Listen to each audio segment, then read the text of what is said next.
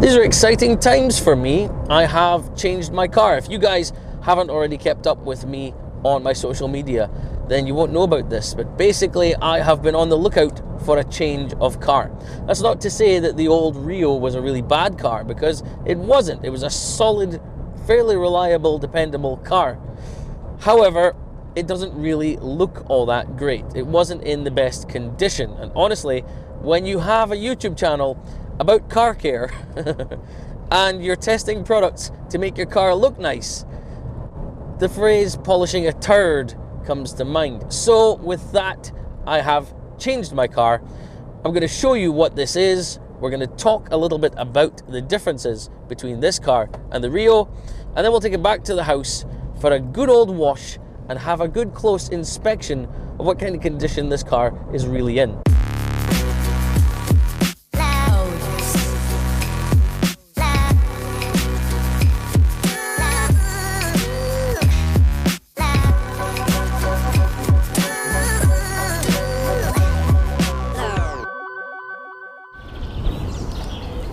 Yes, it's a Ford.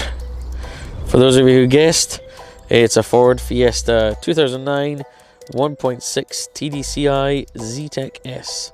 So, it is a 3-door again, but it is in much nicer condition than the Rio was. This is in what Ford, I believe they call this sea grey. It's a really nice color actually. It'll help me show up some things on the paint, but it will also help to show some gloss and shine from products, waxes, sealants, things like that. It's in really pretty good condition for its age and its mileage. I am pretty happy with it, although there are a few things I would like to change in the future, and I'm going to ask you guys what you think as well. But I will say this, I'm not a big fan of those wheels. I really am not keen on them. I would like to change them. I have seen Fiestas with much nicer wheels, so I'd like to change those over, plus they need a good refurbishing anyway. So the main differences with this car, obviously, first of all, it's a 3-door car. That means I'm going to lose a little bit of practicality, but I'm used to this. I used to have a 3-door Fiesta before the Rio. The difference was that was a petrol and this is the diesel. Now, one of the things I've noticed is this car has a bigger engine but has less horsepower than the Rio, which is a little bit strange to me. The handling, people go on about Fords having much better handling, and this thing really does handle fantastically well. It's not fully sporty. This is the Zetec S, it's not an ST, so it's not super stiff. It's just a slightly sportier version of the Zetec, but it handles really nicely. It stays flat on the bends. It doesn't get unsettled by bumps too easily, although big dips, it will hit the bump stops. There's much more grip, obviously much larger wheels here. These are 16s on this car. I had 14s on the Rio, and those smaller, skinnier tires really made you have to think about your corners. I had to be a lot more wary of my speed and a lot more careful. The Fiesta, I can chuck this thing into a corner much quicker, and it just handles. It inspires confidence. The grip is there, the handling is there. Fuel economy is something I'm really interested in. Now, I drive 35 miles to work and 35 miles again home. That's a lot of miles every week, and I need something which is going to be economical. This car is supposedly better on economy than the Rio, and the Rio wasn't bad, but this is also a little bit cheaper to tax too. 20 whole pounds for your year's worth of tax on this car. Insurance is cheap too, because it's not an ST. It's basically all show and no go. But if you're looking for economy and a nicer looking car, honestly, it's a pretty thing. Now, I'm not going to give a full review on this car, but if that's something that you guys are interested in, then let me know down in the comments below, and I'll see what I can sort out if you're interested in that kind of thing. I've never done a proper car review, but I'll give one a try if you like. Anyway, it's time to head back to the house now, give this thing as much of a clean as possible and a chemical decontamination. I'm not going to touch it with a clay bar today, but we're just going to strip it down as much as possible and have a look at the condition of the car. So the first job, as always, is to give it as much of a rinse off as possible to knock off any loose dust, dirt and debris. and get an idea of what the condition is underneath all of that. As you can see, this car is beading up like crazy, so they certainly have applied something from the garage I bought this from. The tire dressing is on there really thick, and honestly, as I'm rinsing it off, it looks like it's running a strange color. It does seem like whatever they've been using, it has been layered on fairly thick. As you can see, it's just beading everywhere. It is repelling water, and I don't really want that. I want to make sure that this paint is as clean as possible, and I want to know what's on there. So I'm trying to remove as much as I can. Not just the dirt, but also the protection. There's the beading on the roof. Lots of water repellency on the glass, and also there on the bonnet. And the eagle-eyed of you will see the many swirls in it too. They offered me to go over this car with a machine polisher.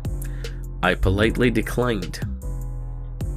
So this is High Definition Details Road Rage. It's their pre-wash product.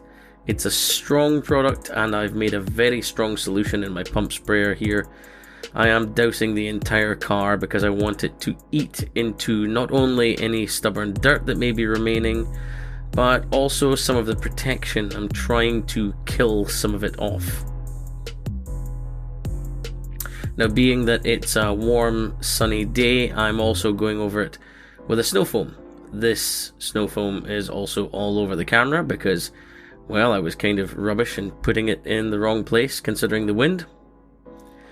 So, a quick relocation later. This is Detailed Online's Lava V2 snow foam.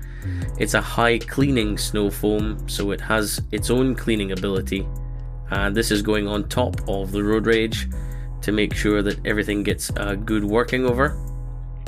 I've also got all-purpose cleaner here from MTS, and I'm using a relatively stiff detailing brush here.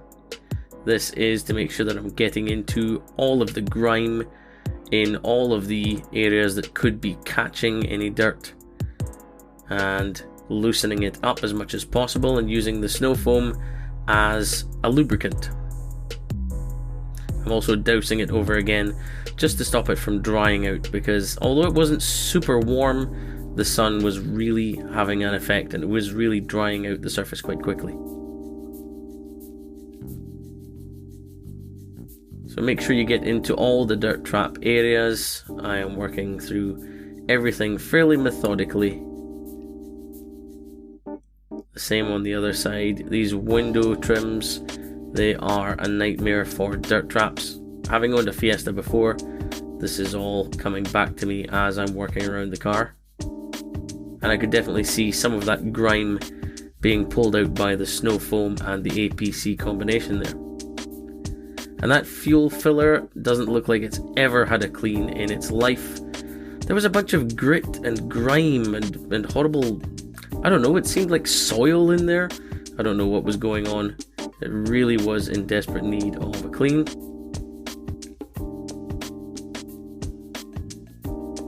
But this all-purpose cleaner did help to improve that. And then for the shampoo stage, I'm hitting it twice. I have a short pile microfiber wash mitt there. I'm using Garage Therapy's Zero Decon shampoo in the bucket, but I'm also using Meguiar's Wash Plus abrasive shampoo on the mitt as well. I am giving it a double whammy because I really want to try and remove as much of the protection that's there as possible, so I can really get a good look at the paint. And as we rinse off, you'll see here that the water is not repelling anymore.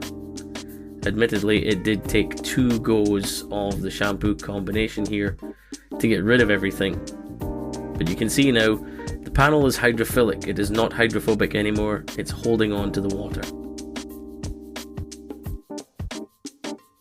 Now once the car's had a quick dry over, I'm spraying it over with a tar remover. This is AM Details AM Tar. And someone asked me in a previous comment why I dry my car before the chemical decontamination. And generally that's because tar removers usually emulsify with water. and I don't want it to emulsify. I want it to get to the tar properly.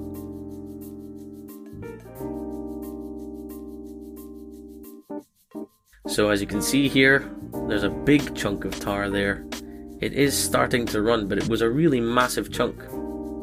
So I sprayed some onto my microfiber towel and started wiping it over.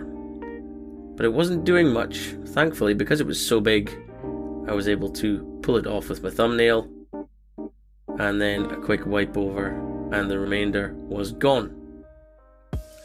Now after that had been wiped over, I then went across with iron fallout remover. This is Devil's Blood from Valeting Products. And I didn't see a huge reaction here. Also, iron fallout removers do tend to dry out quite quickly, so I couldn't leave it for very long in the sun here. The rest of the shady panels weren't so bad. But there really wasn't much in the way of iron fallout on this car at all. I was really quite surprised. But make sure you do give it all a good thorough rinse off. Any overspray that may dry, you don't want that to happen on a sunny day. And then once it's been rinsed and dried, here's the paint. Very swirly, and this is some of the damage that I've had a closer look at. You can see there's quite a few deep chips in the paint. They are going through into the metal. A couple of other scores there. Difficult to find, but there they go. Pretty deep, so they may need some chip repair. I thought this was another chip until I realized it was on top of the paint, and it does seem like it's overspray. So that will most likely come off with the clay mitt when I get round to it. Having a closer look at the door here, there's some damage right there. Could be etching. Again, it'll take a bit of a machine polishing to see what's going on there. This door handle isn't looking like it's in fantastic condition, to be honest. We'll give that a polish over, and if it doesn't come up well, it may end up getting a new shell or even a wrap. And there's some damage there on the rear and just below the handle there. Rubbing a fingernail over these, it doesn't go into them, which means that these are just surface scrapes, and they should come off relatively well with a mild abrasive. This is a small bubble of rust appearing on the right rear quarter. There were two of these. There's the second one. So we'll see about getting those removed. This here is a line running across the very middle of the rear bumper. I do think it looks a bit like an impact line. I'll try and polish that out as best I can. You can also see here there's a score out of the panel, and also here that does look like a wee crack appeared just beneath the fog light, and another surface scratch there. A long line and some sort of scuffing going up and down there. These aren't too bad. I should be able to take care of most of these. And there is a bubble of rust, which is where the front wing meets the front bumper. Now, you'll excuse me, but I'm not mic'd up because it's Easter weekend, I'm in a hurry, it's my boy's birthday today, so I've got a bunch of other things to do today, so I'm just going to quickly wrap this up. The car is in pretty good condition. Considering its age, its mileage and so on, it's not bad. There are some things that I can take care of with my machine polishers, with compounds and polishes and so on, to bring it up to speed a little bit. There are a few bits that are going to need some professional work, and there's going to be some things that I want to do with the car later on. I will talk more about that in the future, but if you guys have any mods or ideas, things to do with the car, I'd love to hear from you guys. I'd like to put my own personalization on this car somehow, so please do get in touch down in the comments down below. But if you enjoyed this video, please go ahead and smash that like button. If you're new here, make sure you subscribe to the channel, and while you're there, make sure you don't forget to ring the notification bell so you don't miss my next video uploads. In the meantime, I've been Specky, thank you very much for watching, and I'll see you in the next video.